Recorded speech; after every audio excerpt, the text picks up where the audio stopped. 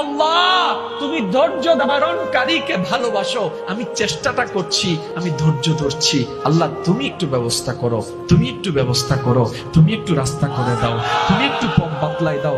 একদিন যাবে আপনার কষ্ট, 2 দিনে কষ্ট আরো বাড়বে, 3 দিনে অপমান বাড়বে, 4th দিনে ঝামেলা বাড়বে, 5ম দিনে আপনার উপর টেনশন বেড়ে যাবে, 6ষ্ঠ দিনে আপনার উপর অত্যাচার বেড়ে যাবে, 7ম দিনে মানুষ আপনাকে নিয়ে হাসাহাসি করবে, 8ম দিনে আপনার উপর অত্যাচার আরো বেড়ে যাবে, 9ম দিন আপনাকে ঘর থেকে বের করে দিবে, 10ম দিন আপনার রাস্তা বন্ধ করে দিবে, 11তম দিনে আপনার বউয়ের উপর অত্যাচার করবে, 12তম দিন আপনার ছেলে মেয়ের খাওয়ার বন্ধ করে দিবে, 13তম দিনের মধ্যে আপনার হাঁটার রাস্তা বন্ধ করে দিবে।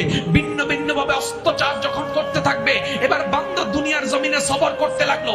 ইমানদার ভাইরা গভীর মনোযোগ, অত্যাচারকারীর অত্যাচার রব দেখছেন, ধৈর্য ধারণকারী সবর আল্লাহ পাক দেখছেন।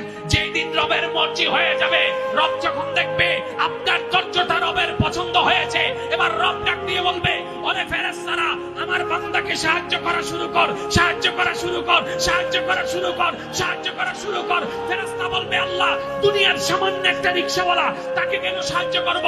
রব বলে, আমি ওয়াদা করেছি, ইন্নাল্লাহ মা'আস সাবিরিন, যেই ধৈর্য ধরবে আমি রব তার সাথে আছি। সুবহানাল্লাহ।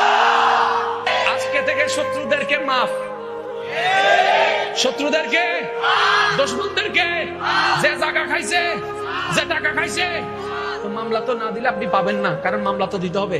মামলাটা ওইখানে না দিয়ে একটু রবের দরবারে দেন না, তারপরে দেখেন আপনাকে মানজা বিল হাসানাতে ফালাহু আশরু আমসালিহা, এমন জায়গায় মামলা দেন যেখানে 1-এর বিপরীতে আপনাকে 10 দান করা হবে। সুবহানাল্লাহ। ইমানদার ভাইয়ের একটা কথা মনে রাখবেন, সবর ধরা ছাড়া কেউ সফল হয়নি, হবে। আজকে যাদেরকে আপনারা বিভিন্ন বড় বড় মনীষী নামে চিনেন, যেমন ধরেন নিউটন বলেন, নীল আর্মস্ট্রং বলেন, আলজেব্রা বলেন, ইবনে সিনা বলেন, যতগুলো বড় বড় মনীষীকে আপনারা চিনেন, আপনাদের কি মনে হয় এই মনীষীগুলা তাদের সময়কালে অপবাদের শিকার হয় নাই, হাসির শিকার হয় নাই, ঠাট্টার শিকার হয় নাই, বদনামের শিকার হয় নাই, ধাক্কার শিকার হয় নাই, গুতার শিকার হয় নাই, অত্যাচারের শিকার হয় নাই, ক্ষুধার কষ্ট কি তারা পায় নাই, পানির তৃষ্ণার কষ্ট কি তারা পায় নাই, মা বাবার থেকে অত্যাচার কি তারা পায় নাই? তারাও পেয়েছে। কিন্তু ভিন্ন ধর্মের হওয়া সত্ত্বেও অনেককে আল্লাহ পাক সুনাম দান করেছেন, ইজ্জত দান করেছেন। জগৎ প্রশ্ন করে, ও মাওলা, তারা তো অন্য ধর্মের, তোমারে মানে না,